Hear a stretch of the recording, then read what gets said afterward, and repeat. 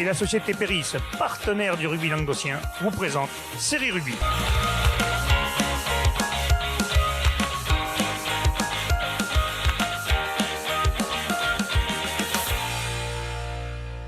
Bonjour mesdames, messieurs, bienvenue à Série Rugby, votre émission sur rugby amateur de la régionale à la fédérale. Avec mes chers chroniqueurs, salut Mitch. Salut Alain. En canne. Là, écoute, c'est les phases finales, il fait beau, c'est les meilleurs moments pour jouer. Ça nous rappelle les cœurs de canard, tu vois, on avait suivi une équipe, un jour on fait les cœurs de canard. Salut mon ami Bruno. Salut. C'était Saint-Jean de Vélas, on avait un chroniqueur à l'époque, on a perdu, il ne vient plus.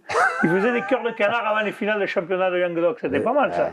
C'était un autre temps. Il fallait le garder celui-là, il ne fallait pas le laisser partir. Ouais, parce qu'il nous aurait fait des cœurs de canard ici, quoi. Bien sûr.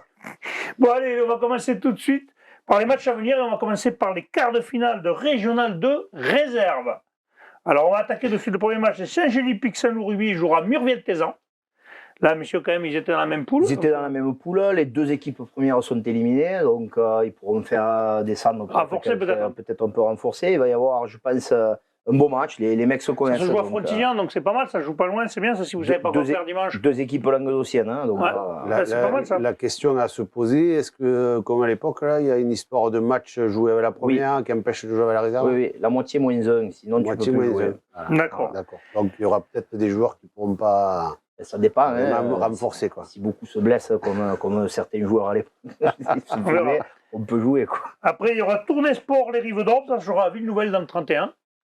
Ouais, Tournai Sport. On a moins d'infos sur Tournai Sport. Là aussi, Tournai Sport, ils sont demi-finalistes première série du championnat de France l'année dernière. Hein. Donc, ils ont eu une saison un petit peu plus compliquée en Régional 2 cette année, mais la première étant éliminée, là aussi. Les Rives d'Orbe n'ont pas ce luxe. Après, chacun voit midi à sa porte et les réserves. Soit tu fais jouer les mecs qui ont fait toute la saison, soit tu renforces un peu. Mais les Rives d'Orbe ont vachement de profondeur avec beaucoup de jeunes. Je pense, donc, ils auront une bonne carte à jouer. Leur fameuse la baie bordel, là, ils ont du monde et apparemment ça bouge bien. J'ai cru comprendre, excusez-moi, la baie bordel, que c'était dans beaucoup de clubs, la baie bordel. Oui, alors. Parce qu'il y a des. J'ai vu sur les réseaux sociaux. J'ai l'impression que ça a été repris. Voilà, ça a été repris, ouais. Mais je pense que c'est eux qui en ont été les instigateurs au départ. L'entente de la tête jouera l'US Les Attes. Les Attes, c'est les Attes sur l'Aise ou pas, vous le savez? Ouais, les Attes sur l'Aise. L'entente de la tête, équipe invaincue. La baie bordel, là aussi. Là aussi, une autre. Fait des émules. Et ils peuvent se rencontrer du coup avec les Rives, donc ça pourrait faire un beau bordel. Donc ils sont invaincus cette année contre les Attes sur l'Aise. J'ai pas d'infos sur la réserve, mais la première avait fini première de poule et s'était fait sortir au premier tour. Donc ils doivent avoir un peu les glaouis. Donc peut-être qu'il va y avoir une belle réserve, une belle opposition à cette équipe de la tête qui était vaincue. D'accord. Allez, Caraman jouera Carmont-Gagnac, Blé-les-Mines. Là aussi, alors là, sur les deux équipes. Bon, carrément, la première caracole depuis longtemps en tête. Et la baie tourne bien. La baie est aussi dans les premiers de sa poule. Donc, on va y avoir un gros choc. Un petit point, on peut dire aussi que ces matchs au départ devaient se jouer chez les mieux classés, puisque c'était le règlement. Et apparemment, ça se joue en terrain neutre. Le seul dommage, c'est que ça a été décidé il y a quelque temps, mais ils l'ont annoncé aujourd'hui ou avant-hier à leurs équipes. Donc, il y en a qui ne le savaient pas. Par là, Saint-Gély-Pic-Saint-Loup, tu pouvais dire rendez-vous au stade ce week-end. C'est moche quand même. Il faudra bien communiquer dessus pour pas que les gens se pointent. Mais après, sur le fond, c'est mieux. C'est pas mal qu'un quart de finale soit sur terrain neutre. Oui, parce que quand on voit Tournai, Rive d'Orbe, bon, ça fait un bout de trajet là. C'est bien que ce soit un terrain neutre. Oui, celui-là, c'est vraiment bien pour les autres. Les autres, ça ne changeait pas grand-chose. Oh, en tant que la tête, les Attes, à mon avis, les Attes, ça les arrange aussi au niveau bussin, mais bon. Allez, on passe vite fait aux demi-finales de Régional 1 maintenant, des réserves, et avant qu'on passe au Régional 3. Donc l'avenir bleu-blanc jouera l'US Verfeil. L'US Verfeil qui était vaincu, Voilà. La bébé qui était vaincue. Et la bébé surtout était vaincue, la bétonnière. C'est la bétonnière, non? Ou la BTP? La BTP, on s'en sortira pas. La bétonnière, c'est 6 gens pour la nouvelle. On s'en sortira pas. Ils ont tous des surnoms maintenant, la bétonnière, la Bessoni, la machin, le truc, on n'en peut plus, nous. Et après, Val 15, Lozerte-Quercy, messieurs. Donc on n'a pas d'infos de Val 15, Lozerte-Quercy, donc on ne va pas nous en vouloir. Allez, on passe sur les matchs à venir. Là aussi, ça se joue chez le mieux classé ou... Non, terrain neutre, Michel, faut pas la merde. Demi-finale, là, quand même. Allez, on passe maintenant à la Régionale 3. Après que Michel ait bien foutu la merde avec les terrains neutres, on va passer pour les demi-finales de Régional 3 d'Occitanie. Ibos jouera la Bruguière, Ibos 15, ça se jouera à Muret, mesdames, messieurs. Et à Gruissant, il y a le choc qu'on attendait et qui devait arriver à un moment ou un autre, l'US Kercor, Bastide-Péra, US contre Rocheuse. Ouais. Après, on n'a rien contre la Bruguière et Ibos, bien sûr, parce qu'on les connaît moins, mais c'est de là. Après, les deux autres étaient annoncés comme les deux gros favoris. Kerkhove et Côte-Rocheuse ont fini premier de leur poule, étaient annoncés comme favoris, et jusque-là, ont assumé leur rôle. Ça risque une. Ça va jouer à Gruissan, c'est bien, Gruissan. Il va y avoir une belle empoignade. Les buteurs, ils vont se régaler avec Gruissan. Les buteurs, les lanceurs. Il n'y a pas de vague ce Gruissan, ils vont s'éclater. Les lanceurs, il y a toujours du vent.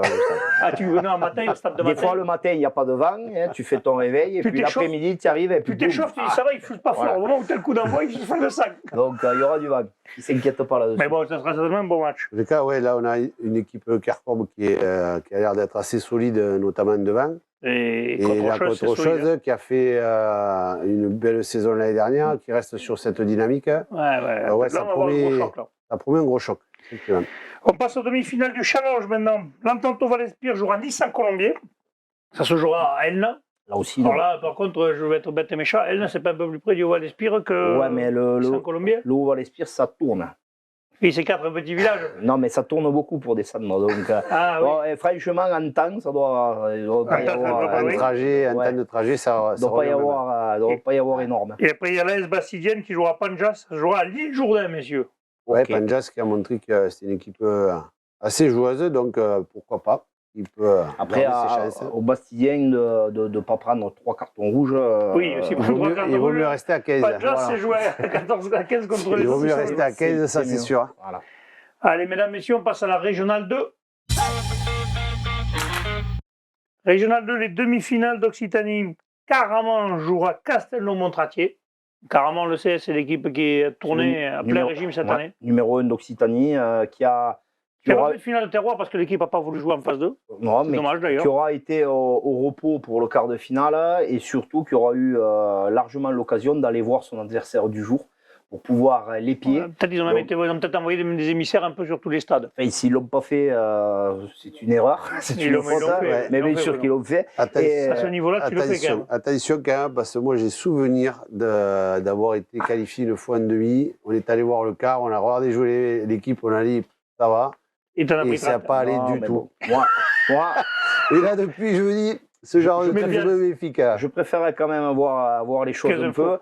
Bon, après, pour Caraman, attention, il y a toujours cette histoire de rythme, puisque Castelnau sera dans le rythme, pas eux. Par contre, il y a de la fraîcheur. Donc voilà. On verra ça. Le meilleur passera. Et après, il y a un très gros match qui se jouera à Fleury-d'Aude.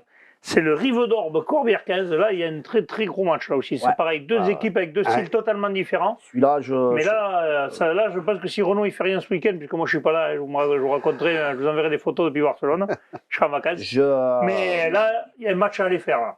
Si mon club n'avait pas reçu un match où on doit quand même être un peu présent, je serais vraiment allé le voir. Rive-d'Orbe-Corbière. Là, ça va être intéressant. 2 premiers de poule, 2 Languedociens, voilà, c'est une affiche qui. Surtout une différence de jeu, parce que entre Corbière et les Rives, c'est totalement différent, mais les Rives, ça lâche rien. C'est les jeunes, ils n'ont pas. Les jeunes des Rives, on pense un peu sur le Fleury, ça lâche jamais, ça a du cœur, ça a des tripes. Et face à ce Corbière, c'est quand même un gros morceau. Hein. Tout le monde annonce la finale Caraman-Corbière, et ben on va voir s'ils vont mentir. Devant, c'est très épais, non, mais c'est expérimenté. Mais on voit que Corbière, il ne roule pas sur tout le monde comme certains pensaient, parce que les adversaires sont aussi de qualité. Mais ça passe. Et puis les adversaires ont pas réserve. 50 points peut-être, Bruno. Ils ont cette expérience, ils ont les joueurs pour. C'est un choc, peut-être, comme tu dis, entre des jeunes plus joueurs et une équipe plus expérimentée. Et qui vont rien lâcher, parce que quand tu es jeune et que tu vas jouer des mecs comme ça qui ont tout gagné. Je pense que le grand gagnant du match, ça va être l'entente Fleury-Salo-Coursan. Ça va tourner à la buvette. Qui va faire une belle recette. Il faut qu'il fasse beau et chaud et pas trop de vent, mais bon. Allez, on continue maintenant avec les demi-finales du challenge. Va se jouer Ouveillon-Cuxac-Salers. Alors là, par contre, l'adversaire, on annonce Séméac, mais on n'en est pas sûr. Parce que comme il y avait eu, on avait dit par rapport à la réclamation qui a été faite. Donc on ne sait pas, donc on va mettre l'interrogation. Et par contre, le second match, c'est Rougier qui jouera à l'entente de la tête, ça se jouera à Moréan. Rougier, c'est Camarès, non? Oui, c'est ça. Donc, à Montréal, ça se jouera à l'entente de la tête. Là aussi, l'entente de la tête, qui a le final, vous voyez que ça serait l'entente de la tête, ça serait pas mal. Ah ouais, c'est en plus 2 équipes qui étaient dans la poule 2, hein, région. Ça faire un jour aux autres, bien sûr. On rappelle un jour aux équipes qu'on ne donne pas chance de gagner. Mais bon, on ne connaît pas. Là, moi, je sais que la tête est sur une très bonne dynamique. Hein, et ils sont quasiment au complet. Et ambitionnent bien évidemment d'aller au bout de ce challenge. À voir au Rougier, on n'a pas d'informations, on verra bien dimanche l'année. D'accord. Pour en revenir à Séméac, quand même, je ne sais pas comment ils vont régler le problème, parce que forcément, déjà, il va falloir le régler rapidement, puisqu'ils doivent jouer ce week-end. J'imagine qu'ils ne vont pas pouvoir retarder la décision. Ah oui, là, ils doivent le dire, même non, on dû peut-être être au courant s'ils l'ont fait déjà la décision, mais ils doivent plus le dire. C'est un peu compliqué à gérer pour les institutions. Disons les gars, qu'au moment où ça passe, ça se saura. Ouais. C'est clair, on verra. Espérons. Allez, on va passer maintenant, mesdames, messieurs, à la régionale 1. Allez, la régionale 1, messieurs, premier match, c'est le choc. L'US Tarascon qui a fini premier de sa poule et Trèbes qui a fini aussi premier de sa poule. Donc là, ça se jouera à la Roque d'Olma. Là, c'est vraiment un choc de cette régionale 1, messieurs. C'est où ça, la Roque d'Olma? Par là-bas. Dans l'Ariège. Dans l'Ariège, Michel. Quand même. C'est marqué, c'est écrit sur ton truc. Je l'ai vu. Je te teste. Quand il écrit 09, c'est pas le Toulousain. Juste après le Pays de Sceaux. Bon, gros choc alors. Trèbes. Tarascon, ça va être année, ouais. Ouais. Premier de la poule 1 contre le premier de la poule 2. Là, il y a des... Voilà, on verra ce que fera notre régional de l'étape Trèbes, qui a d'ores et déjà réussi sa saison avec cette montée en Fédéral 3. C'était l'ambition de ce club. L'objectif était peut-être pas de monter dès cette année, hein, puisque on sait qu'ils ont eu 4 ou 5 grosses recrues, mais ils s'étaient aussi appuyés sur des jeunes du RBC. Mais là, ils la prennent, donc ils vont la prendre, c'est sûr. La saison est réussie. Maintenant, je pense que pour tous ces clubs en demi-finale de Régional 1, quand tu es là, c'est que tu espérais monter. Maintenant, ils vont pouvoir plus sereinement se tourner vers le plan shot. Et donc, Trèbes a ses cartes à jouer contre Tarascon, qui avait dominé dans sa poule, la bébé notamment, Fleury, Salle-Coursan. Ils avaient dominé tout le monde, et puis après, en fin de saison, ils ont eu un petit coup de mou quand même. Ils ont eu du mal après. Ils ont eu vraiment. Là, après, bon, ils sont sur 2 bons résultats, bien évidemment, en phase finale. Et Trèbes reste sur. Tarascon, c'est un club qui a longtemps joué en fédéral aussi. Voilà. Oui, sûrement. Et Trèbes reste sur une très belle victoire contre Salle-Fleury-Coursan, qui était un petit peu sa bête noire depuis 2-3 ans. Donc match ouvert. Au milieu du village, match ouvert, ça promet. Et la seconde demi-finale sera Magnoac FC face à Mazères Casagne Sport. Alors là, moins d'infos. On va dire pas du tout. Pas du tout. Juste, c'est des noms qui sonnent bien à l'oreille. Hein. On les connaît. Non, mais on les connaît, quoi. Voilà. Même par ordre alphabétique, c'est difficile de les partager. Oui, Emma. Allez, on passe maintenant, messieurs, avant de se quitter, au quart de finale du challenge. Va se jouer à Carbone, l'US Verfeil, Coteau de l'Arrêt. Donc merci pour eux. On a un Verfeil qui avait, ça tournait bien en B, ils avaient été premiers, la une ne tournait pas trop mal aussi. Et puis il y aura surtout Toulouse à Canville Mogio-Carlon qui jouera à Lonzac, qui prive Bruno d'aller à Fleury-Salle-Coursan, voire Corbia 15. Donc le régional, le Languedocien de l'étape, Mogio-Carlon qui jouera. Il fait une belle saison, Mogio, ils ont fait une belle saison quand même. C'est bien. Mine de rien, ils arrivent à se hisser en demi-finale. Maintenant, pourquoi pas aller chercher un bout de bois? Voilà, on verra bien dimanche, on n'a pas trop d'infos, donc on ne va pas trop tomber de saucisses. Et alors, un petit mot avant de se quitter, on va parler de la Coupe Pampan que certains appellent, mais non, c'est la Coupe d'Occitanie, où il y a quand même 48 clubs qui sont représentés. Il y a des poules de 4, de 5, de 6, alors ils ont fait ça géographiquement. Donc c'est pour ça qu'il y a des poules de 4, des poules de 5, des poules de 6. Ils ont fait ça intelligemment, donc on les en remercie. Et on le verra, on en parlera peut-être dans le prochain match est ce week-end, quand on aura plus d'infos, on pourra en parler, bien sûr. C'est bien que pour les équipes qui veulent continuer à jouer, ça fait un peu tôt pour les équipes qui le souhaitent, voilà. Ça peut des fois, ça permet de garder le groupe, de garder quelques joueurs. Pour les équipes qui étaient à la plage déjà depuis un moment, autant y aller et autant confirmer la serviette et les tongs. Et pas faire le pam-pam. Surtout que tu as Mitch Buchanan en face de toi, donc tu vois, si tu vas aller à la plage, t'es sauvé. Bon, messieurs, je vous remercie. Sur cette bonne humeur, on se retrouve la semaine prochaine. Transpirez bien sur tous les terrains. Ciao. Allez, salut.